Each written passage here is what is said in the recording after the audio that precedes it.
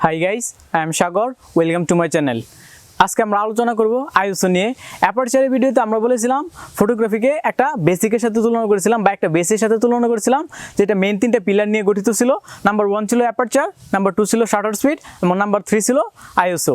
এই তিনটা বিষয়কে ফটোগ্রাফির ভাষায় এক্সপোজার ট্রায়াঙ্গেল হিসেবে অভিহিত করা হয়ে থাকে।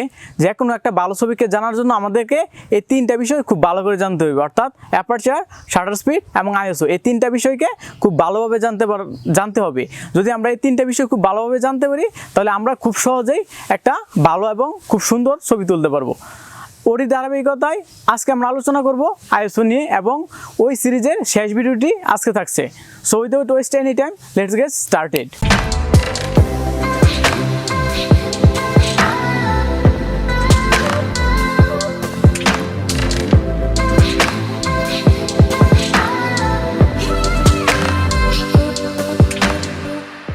ভালো একটা ছবির পিছনে আইএসও, অ্যাপারচার এবং শাটার স্পিড তিনটার কিন্তু সমান ভূমিকা। এই জন্য আমাদেরকে এই তিনটা বিষয়ই ভালোভাবে জানতে হবে। এর কোনো একটাও যদি আমরা কম জানি, তাহলে কি আমরা ভালো ছবি তুলতে পারবো না। আজকের এই ভিডিওটাকে আমরা তিনটা পার্টে ভাগ করেছি। ফার্স্ট আমরা জানবো আইএসও কি, সেকেন্ড জানবো আইএসও ক্যামেরার মাধ্যমে কিভাবে কাজ করে কিংবা আইএসওকে কিভাবে প্রকাশ করা হয়, এবং থার্ড স্টেপে আমরা কিছু টিপস অ্যান্ড ট্রিক্স দিব, যার সাহায্যে আমরা সিচুয়েশন অনুযায়ী বেস্ট আইএসওটা সিলেক্ট করতে পারি। সো চলুন জেনে নিই আইএসও কি। আইএসও হচ্ছে সেন্সিটিভিটি অফ ক্যামেরা, অর্থাৎ আমাদের সেন্সরের যে সেন্সিটিভিটি সেটা হচ্ছে আইএসও। এখন সেন্সর যদি আলোর প্রতি অধিক সংবেদনশীল হয়, অর্থাৎ আইএসওর মান যদি বেশি হয়, তাহলে সেন্সর কম আলোতেই কি অধিক সক্রিয় হয়ে পড়বে, ফলে কি কম আলোতে অনেক ভালো ছবি তোলা সম্ভব। এখন আমরা চলুন জেনে নিই আইএসও ক্যামেরাতে কিভাবে প্রকাশ করা হয়। ছবি কিভাবে উঠে এটা মোটামুটি কম বেশি আমরা সবাই জানি, অর্থাৎ লেন্স দিয়ে কি আলো সেন্সরে প্রবেশ করে এবং এই সেন্সর কি আলো থেকে ডিটেলস কিংবা ইনফরমেশন কালেক্ট করতে থাকে, যা পরবর্তীতে কি একটা পূর্ণ ছবিতে প্রকাশিত হয়। অর্থাৎ আইএসওর মান যদি বেশি হয়, তাহলে কি সেন্সর অধিক পরিমাণ আলো সংগ্রহ করবে, এবং আইএসওর মান যদি কম হয়, তাহলে কি সেন্সর কম পরিমাণ আলো সংগ্রহ করবে। সেন্সর যদি অধিক পরিমাণ আলো সংগ্রহ করে, তাহলে আমাদের তোলা ছবিটি কি অনেক আলোকিত দেখাবে, এবং যদি সেন্সর কম পরিমাণ আলো সংগ্রহ করে, তাহলে কি আমাদের তোলা ছবিটি অধিক অন্ধকার দেখাবে। এখন আইএসও হচ্ছে ক্যামেরাতে একটা সংখ্যার মাধ্যমে প্রকাশ করা হয়, যেমন আইএসও 100, আইএসও 200, আইএসও 300, আইএসও 500। এখন ধরুন আইএসওর মান যদি 100 হয়, তাহলে কি সেন্সর যতটুকু আলো গ্রহণ করবে, যদি আমরা একে বাড়িয়ে যদি আইএসও যদি 200 করি, তার মানে আগের চেয়ে কি দ্বিগুণ পরিমাণ আলো সেন্সরে প্রবেশ করবে। এখন আইএসও যদি 200 থেকে বাড়িয়ে যদি আমরা 600 কিংবা 400 করি, যদি আমরা 2000 থেকে বাড়িয়ে যদি 4000 করি, তার মানে 2000 থাকা অবস্থায় সেন্সর যতটুকু আলো সংগ্রহ করতো, এখন কি তার চেয়ে দ্বিগুণ পরিমাণ আলো সংগ্রহ করবে। দ্বিগুণ পরিমাণ আলো সংগ্রহ করা মানে হচ্ছে আমাদের ছবিটি আগে যতটুকু আলোকিত দেখাইতো, এখন কি তার চেয়ে দ্বিগুণ পরিমাণ আলো দেখাইবে। এখন বেশি আলো গ্রহণ করার ক্ষেত্রে একটা সমস্যা আছে। আমরা কি জানি, আমরা যদি আইএসওর মান যদি আমরা বাড়াতে থাকি, তাহলে কি আমাদের ছবিতে নয়েজ চলে আসে বা গ্রেন চলে আসে। নয়েজ মানে হচ্ছে আমাদের ছবির মধ্যে একটা সুপ দাগ দেখা যায়। অর্থাৎ আইএসওর মান যদি আমরা প্রয়োজনের চেয়ে বেশি বাড়াই, অর্থাৎ একটা নির্দিষ্ট মাত্রা পর্যন্ত কি আইএসওতে কোনো নয়েজ সৃষ্টি হয় না, কিন্তু আমরা যদি তার চেয়ে বেশি পরিমাণ আইএসও যদি ক্যামেরাতে বাড়াতে থাকি, তাহলে কি একসময় নয়েজ আসতে থাকে। অর্থাৎ এই নয়েজের ব্যাপারটি সাধারণত সেন্সর অনুযায়ী ডিভাইড করা যায়, যেমন ফুল ফ্রেম সেন্সর এবং ক্রপ সেন্সর। ক্রপ সেন্সরের ক্ষেত্রে কম আলোতে আইএসওর মান যদি আমরা বাড়াতে থাকি, তাহলে কি একটা সময় নয়েজের পরিমাণ বাড়তে থাকে। সাধারণত ফুল ফ্রেম সেন্সরের ক্ষেত্রে আইএসওর মানটা কি অধিক বাড়ানোর ফলেও কি নয়েজের পরিমাণ ততটা দেখা যায় না। অর্থাৎ ফুল ফ্রেম সেন্সর অধিক পরিমাণ আলো কালেক্ট করতে পারে, অর্থাৎ আইএসও অধিক আইএসওতে নয়েজ দেখা যায় না। কিন্তু ক্রপ সেন্সর ক্যামেরাতে কম আলোতে কি দেখা যায় যে যদি আমরা আইএসওর মান 800 থেকে বেশি বাড়িয়ে ফেলি, তাহলে হচ্ছে আমাদের ছবিতে নয়েজ আসতে থাকে। অপরদিকে আমরা ফুল ফ্রেম সেন্সরে 3200 পর্যন্ত আইএসও রাখতে পারি। তাহলে বুঝতেই পারছেন ক্রপ সেন্সর কত কম আইএসওতে কি নয়েজ নিয়ে আসে, সেটা ফুল ফ্রেম সেন্সরে হয় না। এখন আমি আপনাদের কিছু টিপস অ্যান্ড ট্রিক্স শেয়ার করব, যার সাহায্যে আপনারা কম আলোতেই অধিক ভালো এবং অনেক শার্পনেস সম্পূর্ণ একটা ছবি তুলতে পারবেন। Number 1, shoot in manual mode. আমরা সবসময় চেষ্টা করব ম্যানুয়াল মোডে শ্যুট করার জন্য। ম্যানুয়াল মোড সম্পর্কে আমার পরবর্তীতে একটা বিস্তারিত ভিডিও আসতেছে, যেখানে আমি ম্যানুয়াল মোড সম্পর্কে আলোচনা করব। আশা করি সেই ভিডিওটি দেখবেন, তাহলে আপনারা ম্যানুয়াল মোড সম্পর্কে পূর্ণ ধারণা লাভ করতে পারবেন। এখন আমরা এই ভিডিওতে সংক্ষিপ্ত আকারে বলতেছি ম্যানুয়াল মোড কি। আমরা যারা বিগিনার লেভেলে আছি কিংবা যারা একদম অ্যামাচার ফটোগ্রাফার, তারা বেশিরভাগ ক্ষেত্রেই অটো মোডে ছবি তুলি।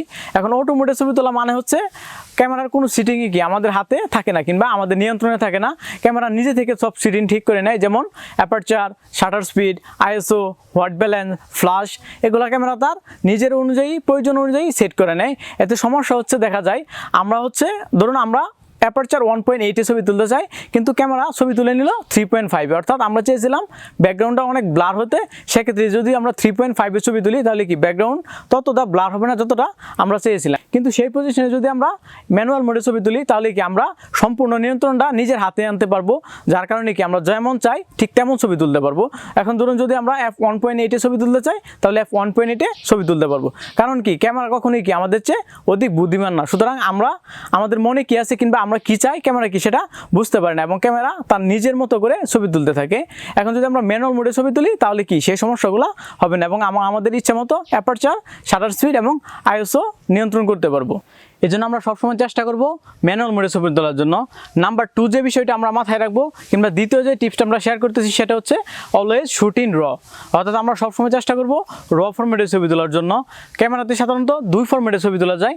নাম্বার 1 হচ্ছে জেপেগ মোড এবং নাম্বার 2 হচ্ছে র ফরম্যাট কিংবা র মোড।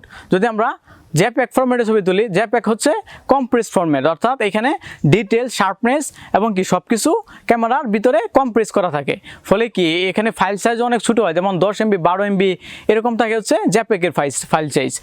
আর র ছবি হচ্ছে আনকম্প্রেস ফরম্যাট, অর্থাৎ এখানে অনেক বেশি পরিমাণ ডিটেলস কালেক্ট করা থাকে কিংবা ইনফরমেশন এবং শার্পনেস কি অনেক ডিটেলস হচ্ছে আপনার এই র ফরম্যাটের মধ্যে থাকে, ফলে কি ফাইল সাইজ অনেক বড় হয়, সাধারণত 20 MB 30 MB 40 MB, কোনো ক্যামেরার ক্ষেত্রে র ফরম্যাটের যে ছবি তোলা হয় এই ছবির সাইজ 50 MB 100 MB পর্যন্ত হতে পারে, অর্থাৎ জেপেগের চেয়ে কয়েক গুণ বেশি বড় হয় হচ্ছে এই র ফরম্যাটের ফাইল সাইজ।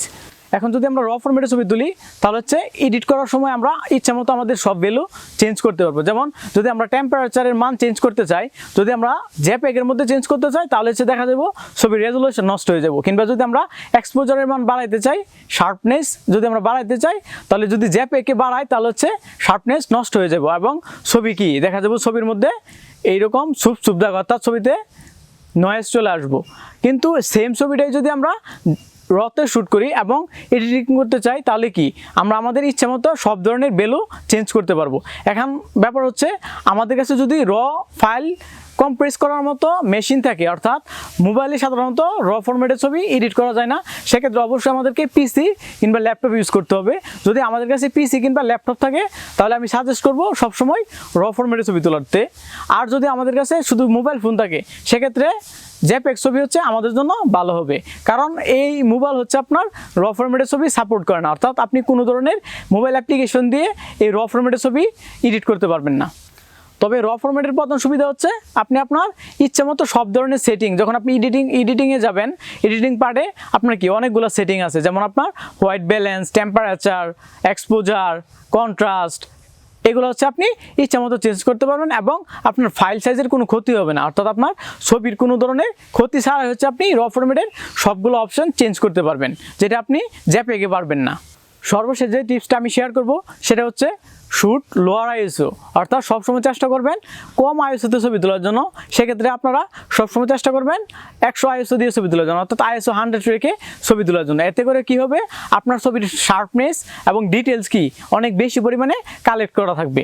আপনি যদি অধিক আইএসও দিয়ে ছবি তোলেন তাহলে ছবিতে নয়েজ চলে আসবে। এখন আপনার প্রশ্ন আসতে পারে যে আমরা একটা অন্ধকার জায়গায় ছবি তুলতে চাই, সেক্ষেত্রে কি আমাদের আইএসও একটু বুস্ট করতে হবে, নাহলে আমাদের ছবিটা অন্ধকার আসবে। এটারও একটা সলিউশন আছে, আপনারা হচ্ছে লোয়ার আইএসও দিয়ে ছবি তুলবেন এবং সেক্ষেত্রে যদি আপনাদের আলোর পরিমাণ যদি বাড়ানোর দরকার পড়ে সেক্ষেত্রে আপনারা শাটার স্পিড কমিয়ে দেবেন। যদি শাটার স্পিড কমান তাহলে হচ্ছে কি আপনারা কম আইএসও দিয়ে ভালো ছবি তুলতে পারবেন। শাটার স্পিডের ভিডিওতে আমরা এই বিষয়টি কি বিস্তারিত ব্যাখ্যা করেছি, নিচে ডেসক্রিপশন বক্সে এবং আই বাটনে এর লিঙ্ক দেওয়া থাকবে, আপনারা হচ্ছে শাটার স্পিডের ভিডিওটি দেখে তারপর এই ভিডিওটি দেখতে পারেন।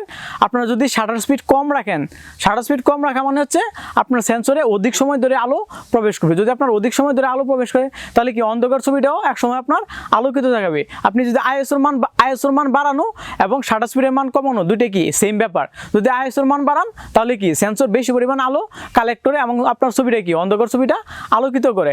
সেমভাবে যদি আপনি শাটার স্পিড কমাতে থাকেন, শাটার স্পিড কমানো মানে হচ্ছে হচ্ছে আপনার অধিক সময় ধরে আপনার শাটারটা খোলা থাকবে, ফলে কি আপনার অধিক সময় ধরে আলো এখন সেন্সরে প্রবেশ করবে, ফলে আপনার ছবিটি আলোকিত দেখাইব।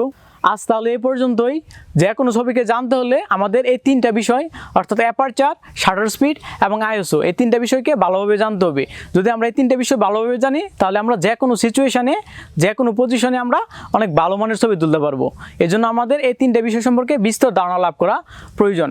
সেজন্য আমি সাজেস্ট করবো আমার এই ভিডিওগুলো ভালোভাবে দেখার জন্য, তাহলে আপনারা এই বিষয়গুলো খুব ভালোভাবে আয়ত্ত করতে পারবেন। আপনাদের ক্যামেরার ব্যাপারে যদি আরও কোনো প্রশ্ন থেকে থাকে কিংবা অন্য কোনো বিষয়ে যদি আপনাদের আরও কোনো প্রশ্ন থেকে থাকে তাহলে নিচের কমেন্ট সেকশনে আমাকে কমেন্ট করে জানাতে পারেন। আমি আমার সর্বোচ্চ চেষ্টা করব সবার প্রশ্নের আনসার দেওয়ার জন্য। If you like the video, press the like button and share with friend. If you're new to the channel, make sure to subscribe to my channel and press the bell icon. I will talk you next one. Till then, take care and bye.